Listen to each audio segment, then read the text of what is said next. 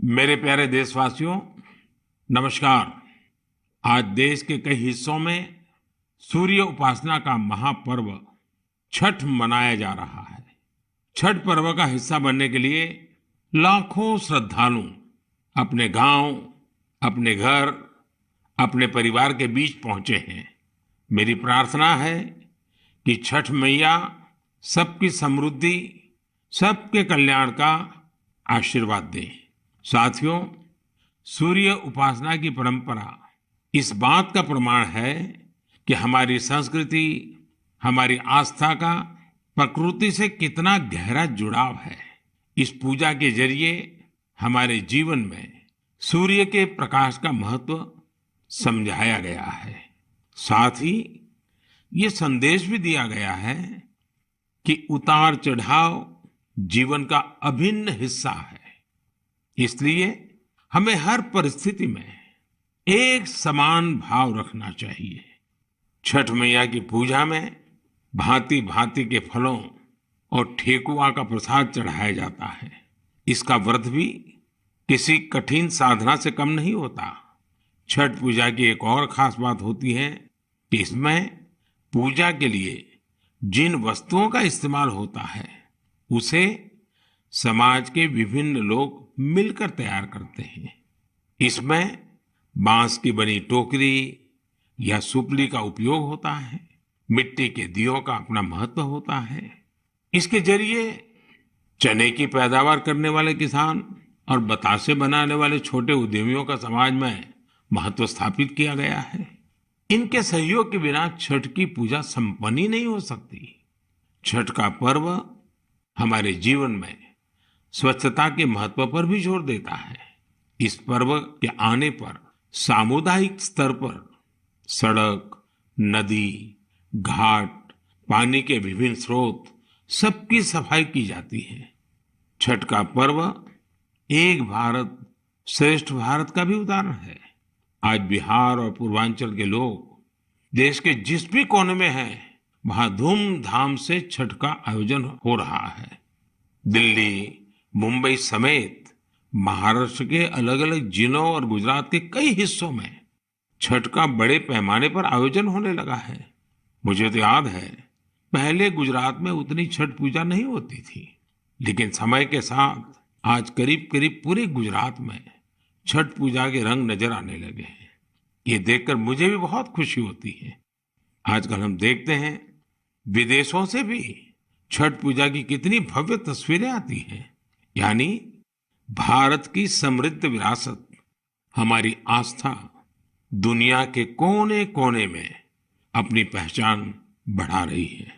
इस महापर्व में शामिल होने वाले हर आस्थावान को मेरी तरफ से बहुत बहुत शुभकामनाएं। मेरे प्यारे देशवासियों, अभी हमने पवित्र छठ पूजा की बात की, भगवान सूर्य की उपासना की बात की। तो क्यों न सूर्य उपासना के साथ साथ आज हम उनके वरदान की भी चर्चा करें। सूर्य देव का ये वरदान है सौर ऊर्जा, सोलर एनर्जी। आज एक ऐसा विषय है जिसमें पूरी दुनिया अपना भविष्य देख रही है। और भारत के लिए तो सूर्यदेव सदियों से उपासना ही नहीं, जीवन पद्धति के भी केंद्र में रह रहे हैं। भारत आज अपने पारंपरिक अनुभवों को आधुनिक विज्ञान से जोड़ रहा है। तभी आज हम सौर ऊर्जा से बिजली बनाने वाले सबसे बड़े देशों में शामिल हो गए हैं। सौर ऊर्जा से कैसे हमारे देश के गरीब और मध्यम वर्ग के जीवन में बदलाव आ रहा है, वो भी अध्ययन का विषय है। तमिलनाडु में कांचीपुरम में एक किसान है, थिरु के एजिलन। इन्होंने पीएम कुसुम योजना का लाभ लिया और अपने खेत में 10 हॉर्स पावर का सोलर पंप सेट लगवाया। अब उन्हें अपने खेत के लिए बिजली पर कुछ खर्च नहीं करना होता है। खेत में सिंचाई के लिए अब वो सरकार की बिजली सप्लाई पर निर्भर भी नहीं है। वैसे ही राजस्थान के भरतपुर में पीएम कुसुम योजना के एक और लाभार्थी किसान हैं कमलजी मीणा। कमल जी ने खेत में सोलर पंप लगाया, जिससे उनकी लागत कम हो गई है। लागत कम हुई तो आमदनी भी बढ़ गई। कमल जी सोलार बिजली से दूसरे कई छोटे उद्योगों को भी जोड़ रहे हैं।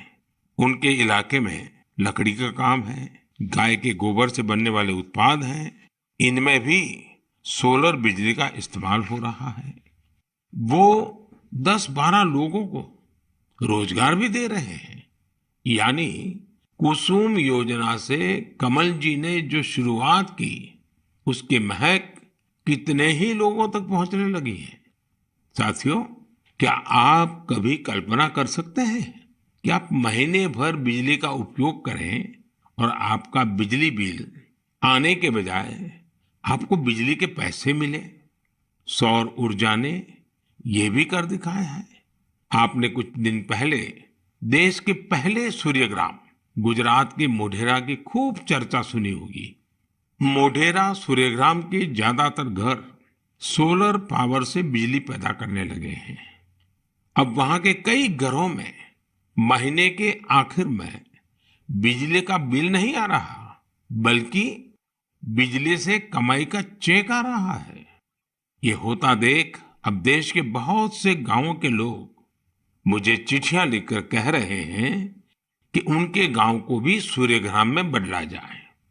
यानी वो दिन दूर नहीं जब भारत में सूर्य ग्रामों का निर्माण बहुत बड़ा जन आंदोलन बनेगा। और इसकी शुरुआत मोढेरा गांव के लोग कर ही चुके हैं। आइए मन की बात के श्रोताओं को भी मोढेरा के लोगों से मिलवाते हैं। हमारे साथ इस समय फोन लाइन पर जुड़े हैं श्रीमान विपिन भाई पटेल। विपिन भाई नमस्ते। देखिए, अब तो मोढेरा पूरे देश के लिए एक मॉडल के रूप में चर्चा में आ गया है। लेकिन जब आपको अपने रिश्तेदार परिचित सब बातें पूछते होंगे तो आप उनको क्या बताते हैं? क्या फायदा हुआ? सर, लोग हमारे को पूछते हैं तो हम कहते हैं कि हमारे जो बीज बिल आता था, लाइट बिल, वो अभी 0 आ रहा है और कभी 70 रुपए आता है। पर लेकिन हमारे पूरे गांव में जो आर्थिक परिस्थिति है वो सुधर रही है। यानी एक प्रकार से पहले जो बिजली बिल की चिंता थी वो खत्म हो गई। हाँ सर, वो तो बात सही है सर। तो अभी तो कोई टेंशन नहीं पूरे गांव में। सब लोग को लग रहा है कि सर ने जो किया तो वो तो बहुत अच्छा किया है। वो खुश है सर, आनंदित हो रहे हैं सब। अब अपने घर में ही खुद ही बिजली का कारखाना के मालिक बन गए। खुद का अपना घर के छत पे बिजली बन रही है। हाँ, बात सही है सर। तो क्या ये बदलाव जो आया है उसकी गांव के लोगों पे क्या असर है? सर, वो पूरे गांव के लोग वो खेती कर रहे हैं तो फिर मेरे को बिजली की जो झंझट थी तो उसमें मुक्ति हो गई है। बिजली का बिल तो भरना नहीं है, निश्चित हो गए है सर। मतलब बिजली का बिल भी गया और सुविधा बढ़ गई, झंझट भी गया सर। और सब जब आप यहाँ आए थे और तो 3D शो जो यहाँ उद्घाटन किया तो इसके बाद तो मोढेरा गांव में 4 चांद लग गए सर। और वो जो सेक्रेटरी आए थे सर, जी जी, तो वो गांव फेमस हो गया सर। या यूएन के सेक्रेटरी जनरल, उनकी खुद की इच्छा थी। उन्होंने मुझे बड़ा आग्रह किया कि भाई इतना बड़ा काम किया है तो मैं वहां जाके देखना चाहता हूँ। चलिए विपिन भाई, आपको और आपके गांव के सब लोगों को मेरी तरफ से बहुत बहुत शुभकामनाएं। और दुनिया आप में से प्रेरणा ले और ये सोलर एनर्जी का अभियान घर घर चले। ठीक है सर, हम लोगों को बताएंगे कि भाई सोलर लगवाओ, आपके पैसे से भी लगवाओ तो बहुत फायदा है। हाँ, लोगों को समझाइए। चलिए, बहुत बहुत शुभकामनाएं। धन्यवाद भैया। Thank you sir, thank you sir. मेरा जीवन धन्य हो गया आपसे बात करके। विपिन भाई का बहुत बहुत धन्यवाद। आइए अब मोढेरा गांव में वर्षा बहन से भी बात करेंगे। हेलो, नमस्ते सर। नमस्ते नमस्ते। वर्षा बहन कैसी हैं आप? बहुत अच्छे हैं सर, आप कैसे हैं? मैं बहुत ठीक हूँ। हम धन्य हो गए सर आपसे बात करके। अच्छा वर्षा बहन, हाँ, आप मोढेरा में, आप तो एक तो फौजी परिवार से हैं। फौजी परिवार से हूँ मैं, आर्मी एक्समैन की वाइफ बोल रही हूँ सर। तो पहले हिंदुस्तान में कहाँ कहाँ जाने का मौका मिला आपको? मुझे राजस्थान में मिला, गांधीनगर में मिला, कटरा का जो जम्मू है वहाँ पर मिला मौका साथ में रहने का। बहुत सुविधा वहाँ पर मिल रही थी सर। हाँ, ये फौज में होने के कारण आप हिंदी भी बढ़िया बोल रही हो। हाँ, सीखा है सर। मुझे बताइए, मोढेरा में जो इतना बड़ा परिवर्तन आया, ये सोलर रूफटॉप प्लांट आपने लगवा दिया। जो शुरू में लोग कह रहे होंगे तब तो आपको मन में आया होगा ये क्या मतलब है, क्या कर रहे हैं, क्या होगा, ऐसे थोड़ी बिजली आती है, सब बातें हैं कि आपके मन में आई होगी। अब क्या अनुभव आ रहा है, इसका फायदा क्या हुआ है? बहुत सर, फायदा तो फायदा ही फायदा हुआ है सर। हमारे गांव में तो रोज दिवाली मनाई जाती है आपकी वजह से। 24 घंटे हमें बिजली मिल रही है, बिल तो आता ही नहीं है बिल्कुल। हमारे घर में हमें अन्य इलेक्ट्रिक सब चीजें घर में ला रखी है सर, सब यूज कर रहे हैं हम आपकी वजह से सर। बिल आता ही नहीं है तो हम फ्री माइंड से सब यूज कर सकते हैं ना। ये बात सही है, आपने बिजली का अधिकतम उपयोग करने के लिए भी मन बना लिया है। बना लिया सर, बना लिया। अभी हमें कोई दिक्कत ही नहीं है, हम फ्री माइंड से सब जो वॉशिंग मशीन है, एसी है, सब चला सकते हैं सर। और गांव के बाकी लोग भी खुश हैं इसके कारण? बहुत बहुत खुश है सर। अच्छा, ये आपके पतिदेव तो वहाँ सूर्य मंदिर में काम करते हैं, तो वहाँ वो जो लाइट शो हुआ, इतना बड़ा इवेंट हुआ, और अभी दुनिया भर के मेहमान आ रहे हैं। दुनिया भर के फॉरेनर आ सकते हैं और सर आपने वर्ल्ड में प्रसिद्ध कर दिया है हमारे गांव को। तो आपके पति को अब काम बढ़ गया होगा, इतने मेहमान वहाँ मंदिर में देखने के लिए आ रहे हैं। अरे कोई बात नहीं, जितना भी काम बढ़े सर, कोई बात नहीं, इसकी हमें कोई दिक्कत नहीं है हमारे पति को। बस आप विकास करते जाओ हमारे गांव का। अब गांव का विकास तो हम सबको मिल करके करना है। हाँ हाँ सर, हम आपके साथ हैं। और मैं तो मोढेरा के लोगों का अभिनंदन करूंगा, क्योंकि गांव ने इस योजना को स्वीकार किया और उनको विश्वास हो गया कि हाँ, हम अपने घर में बिजली बना सकते हैं। 24 घंटे सर हमारे घर में बिजली आती है और हम बहुत खुश हैं। चलिए, मेरी आपको बहुत शुभकामनाएं हैं। जो पैसे बचे हैं इसका बच्चों के भलाई के लिए उपयोग कीजिए। उन पैसों का उपयोग अच्छा हो ताकि आपका जीवन को फायदा हो। मेरी आपको बहुत शुभकामनाएं और सब मोढेरा वालों को मेरे नमस्कार। साथियों, वर्षाबेन और विपिन भाई ने जो बताया है वो पूरे देश के लिए, गांवों शहरों के लिए एक प्रेरणा है। मोढेरा का ये अनुभव पूरे देश में दोहराया जा सकता है। सूर्य की शक्ति अब पैसे भी बचाएगी और आय भी बढ़ाएगी। जम्मू कश्मीर के श्रीनगर से एक साथी हैं मंजूर अहमद लईवाल। कश्मीर में सर्दियों के कारण बिजली का खर्च काफी होता है। इसी कारण मंजूर जी का बिजली का बिल भी 4,000 रुपये से ज्यादा आता था। लेकिन जब से मंजूर जी ने अपने घर पर सोलर रूफटॉप प्लांट लगवाया है, उनका खर्च आधे से भी कम हो गया है।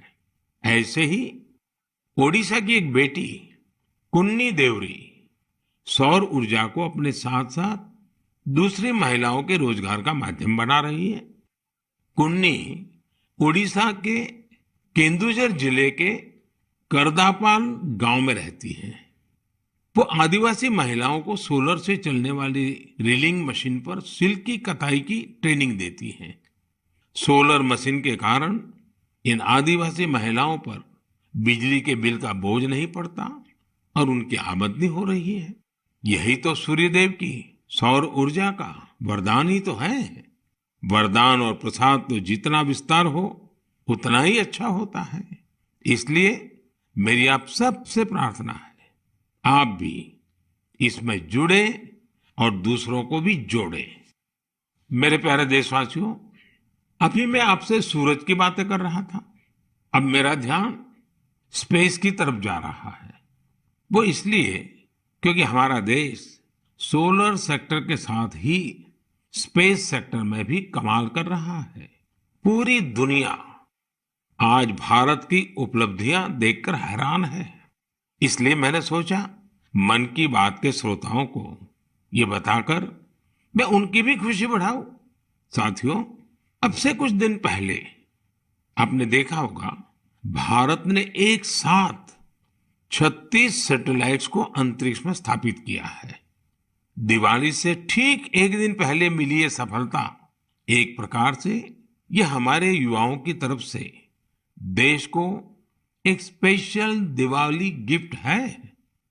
इस लॉन्चिंग से कश्मीर से कन्याकुमारी और कच्छ से कोहिमा तक पूरे देश में डिजिटल कनेक्टिविटी को और मजबूती मिलेगी।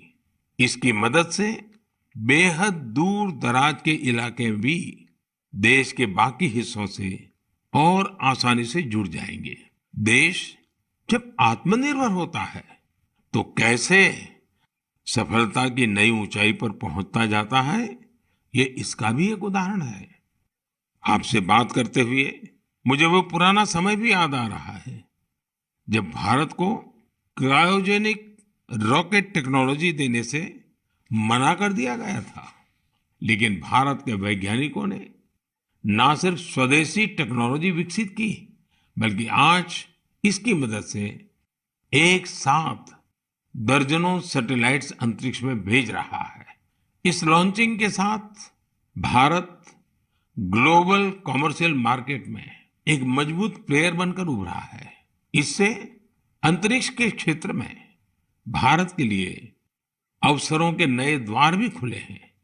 साथियों, विकसित भारत का संकल्प लेकर चल रहा हमारा देश सबका प्रयास से ही अपने लक्ष्यों को प्राप्त कर सकता है। भारत में पहले स्पेस सेक्टर सरकारी व्यवस्थाओं के दायरे में ही सिमटा हुआ था। जब ये स्पेस सेक्टर भारत के युवाओं के लिए, भारत के प्राइवेट सेक्टर के लिए खोल दिया गया, तब से इसमें क्रांतिकारी परिवर्तन आने लगे हैं। भारतीय इंडस्ट्री और स्टार्टअप्स इस क्षेत्र में नए नए इनोवेशंस और नई नई टेक्नोलॉजी लाने में जुटे हैं। विशेषकर इन स्पेस के सहयोग से इस क्षेत्र में बड़ा बदलाव होने जा रहा है। इन स्पेस के जरिए गैर सरकारी कंपनियों को भी अपने पेलोड्स और सैटेलाइट लॉन्च करने की सुविधा मिल रही है। मैं अधिक से अधिक स्टार्टअप्स और इनोवेटर्स से आग्रह करूंगा कि वे स्पेस सेक्टर में भारत में बन रहे इन बड़े अवसरों का पूरा लाभ उठाएं। मेरे प्यारे देशवासियों, जब स्टूडेंट्स की बात आए, युवा शक्ति की बात आए, नेतृत्व शक्ति की बात आए, तो हमारे मन में घिसी पीटी पुरानी बहुत सारी धारणाएं घर कर गई हैं। कई बार हम देखते हैं कि जब स्टूडेंट पावर की बात होती है तो इसको छात्र संघ चुनावों से जोड़कर उसका दायरा सीमित कर दिया जाता है। लेकिन स्टूडेंट पावर का दायरा बहुत बड़ा है, बहुत विशाल है। स्टूडेंट पावर भारत को पावरफुल बनाने का आधार है। आखिर आज जो युवा है वही तो भारत को 2047 तक लेकर जाएंगे। जब भारत शताब्दी मनाएगा, युवाओं की ये शक्ति, उनकी मेहनत, उनका पसीना, उनकी प्रतिभा भारत को उस ऊंचाई पर लेकर जाएगी जिसका संकल्प देश आज ले रहा है। हमारे आज के युवा जिस तरह देश के लिए काम कर रहे हैं, नेशन बिल्डिंग में जुट गए हैं, वो देखकर मैं बहुत भरोसे से भरा हुआ हूं। जिस तरह हमारे युवा हैकेथॉन्स में प्रॉब्लम सॉल्व करते हैं, रात रात भर जाकर घंटों काम करते हैं, वो बहुत ही प्रेरणा देने वाला है। बीते वर्षों में हुए हैकाथॉन्स ने देश के लाखों युवाओं ने मिलकर बहुत सारे चैलेंजेस को निपटाया है, देश को नए सॉल्यूशन दिए हैं। साथियों, आपको याद होगा मैंने लाल किले से जय अनुसंधान का आह्वान किया था। मैंने इस दशक को भारत का टेकेड बनाने की बात भी कही थी। मुझे ये देखकर बहुत अच्छा लगा, इसकी कमान हमारी आईआईटीज के स्टूडेंट्स ने भी संभाल ली है। इसी महीने 14-15 अक्टूबर को सभी 23 आईआईटीज अपने इनोवेशंस और रिसर्च प्रोजेक्ट को प्रदर्शित करने के लिए पहली बार एक मंच पर आए। इस मेले में देश भर से चुनकर आए स्टूडेंट्स और रिसर्चर्स, उन्होंने 75 से अधिक बेहतरीन प्रोजेक्ट्स को प्रदर्शित किया। Health care, agriculture, robotics, semiconductors, 5G communications, ऐसी ढेर सारी थीम्स पर ये प्रोजेक्ट बनाए गए थे। वैसे तो ये सारे ही प्रोजेक्ट एक से बढ़कर एक थे, लेकिन मैं कुछ प्रोजेक्ट्स के बारे में आपका ध्यान आकर्षित करना चाहता हूं। जैसे आईआईटी भुवनेश्वर की एक टीम ने नवजात शिशुओं के लिए पोर्टेबल वेंटिलेटर विकसित किया है।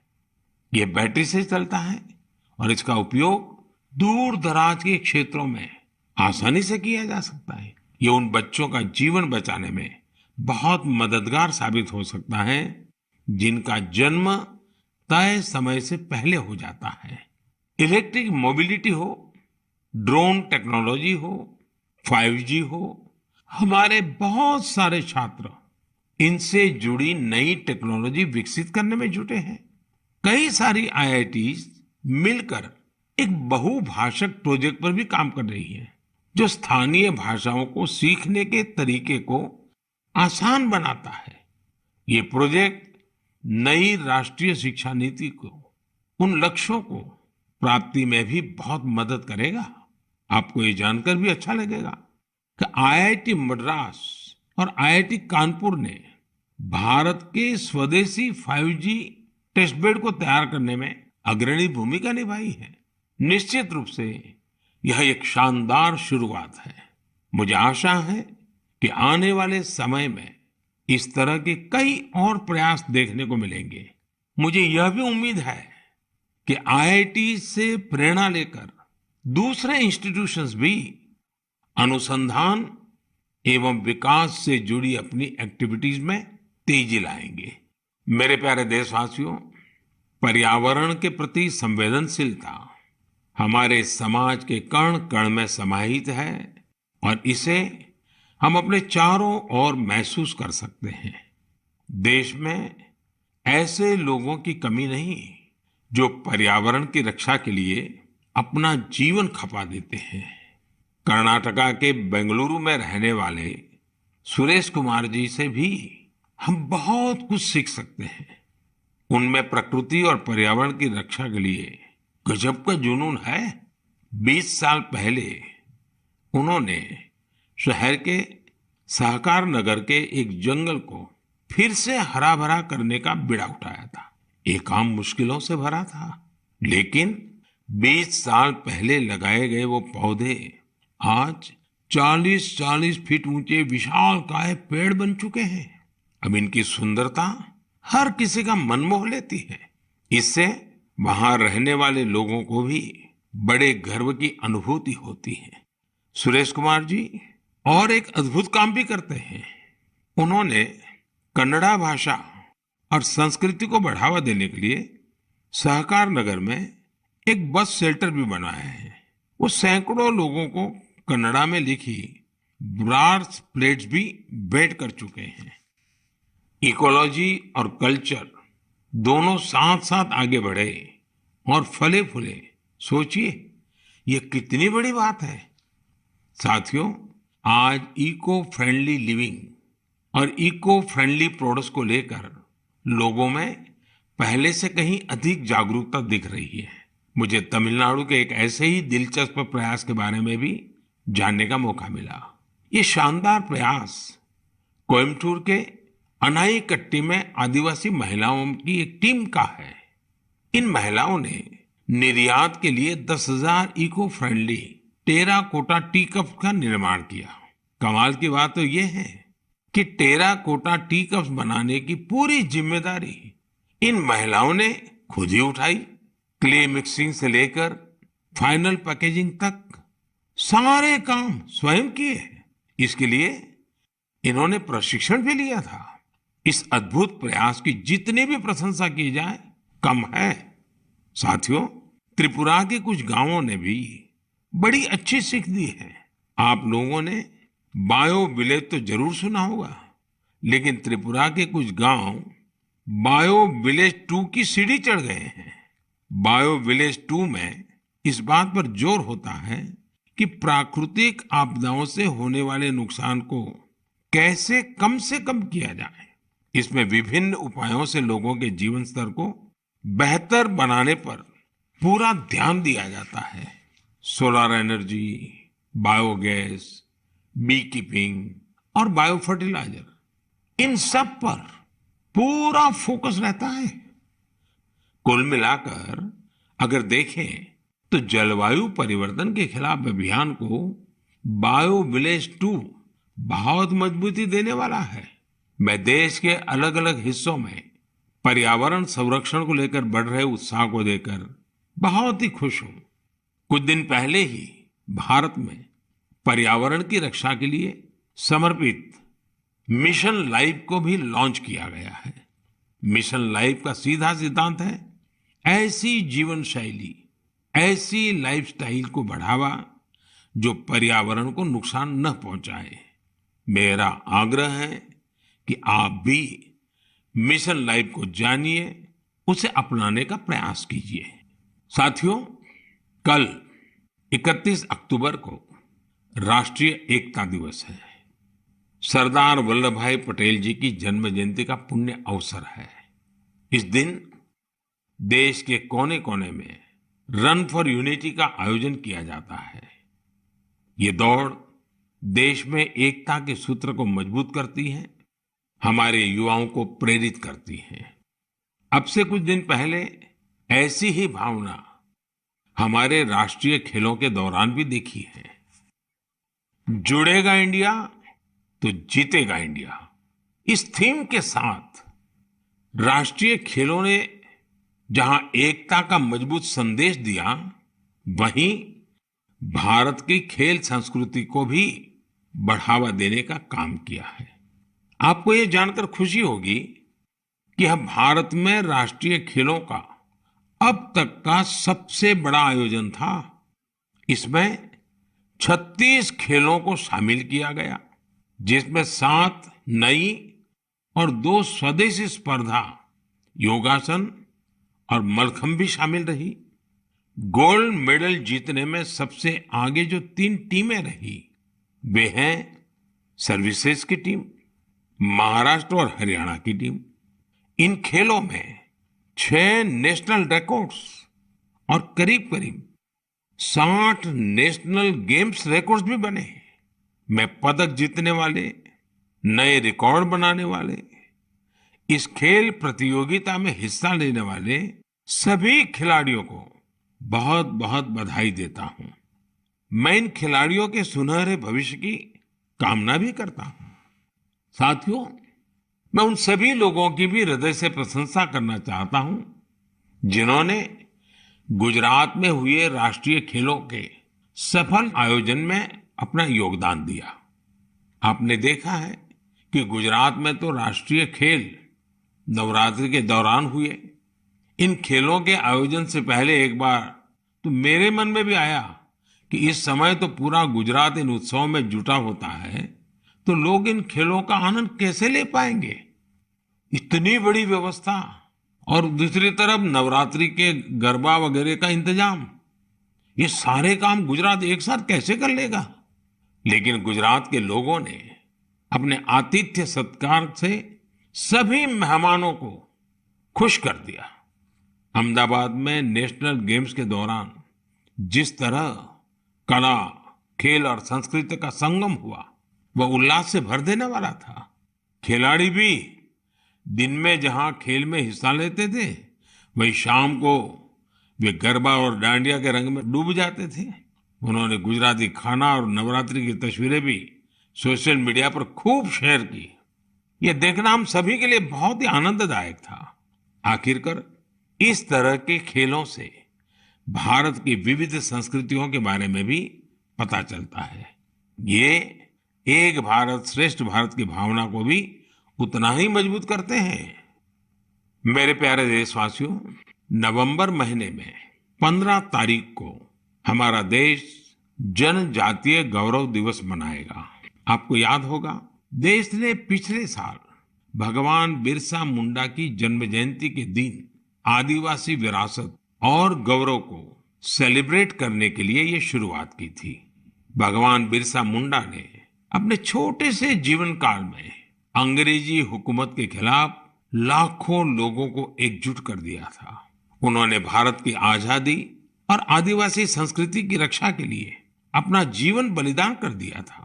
ऐसा कितना कुछ है जो हम धरती आबा बिरसा मुंडा से सीख सकते हैं।